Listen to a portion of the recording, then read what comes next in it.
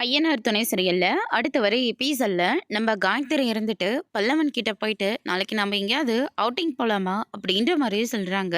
"அவ்வளோதானே, போயிட்டா போச்சு. உனக்கு வெளிய போணும்னு தோணுது. அவ்வளோதானே, கூட்டிட்டு போறேன்." அப்படின்ற மாரியே சொல்றாங்க. அதுக்கு அடுத்ததா வந்து பார்த்தீங்கன்னா, "ஏப்பா உன்கிட்ட பைக் இருக்கா?" "இல்லப்பா, அண்ணா கிட்ட தான் இருக்கு. ஆனா அண்ணா கிட்ட நான் பைக் கேட்டா சந்தேகப்படுவாரு. நான் ஃப்ரெண்டு கிட்ட யார்கிட்டயாவது கேட்குறேன். நீ யார்கிட்டயும் கேட்க தேவையில்ல. என் ஃப்ரெண்டு கிட்டயே நான் வாங்கி தரேன்." அப்படின்ற மாரி நம்ம காயத்ரி வந்து சொல்லிடுறாங்க.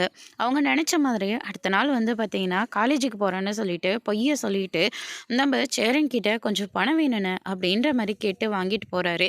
அதுக்கு அடுத்ததா நம்ம சந்தா கிட்ட போயிட்டு, சேரன் இருந்துட்டு, "நான் கல்யாணத்த மா டேட்ட மாத்தி போட்டதுனால உனக்கு எந்த பிரச்சனையும் இல்லல்ல. என் மேல உனக்கு எந்த கோவமும் இல்லல்ல." அப்படின்னு சொல்லிட்டு கேட்டுக்கிட்டு இருக்கும்போது, பல்லவனோட காலேஜ்ல இருந்து ஃபோன் வருது.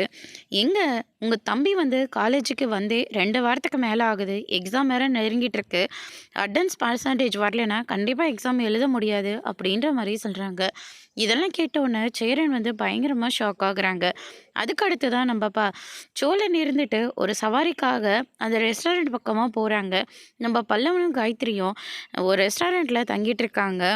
அந்த ரெஸ்டாரண்ட்லேருந்து போலீஸ்க்கு இன்ஃபர்மேஷன் போது போதைப் பொருள் யூஸ் பண்ணிக்கிட்டு இருக்காங்க அப்படின்னு சொல்லிட்டு, அதனால் அந்த ரெஸ்டாரண்ட்டுக்கு சர்ச் போட்டு பண்ணிகிட்ருக்காங்க.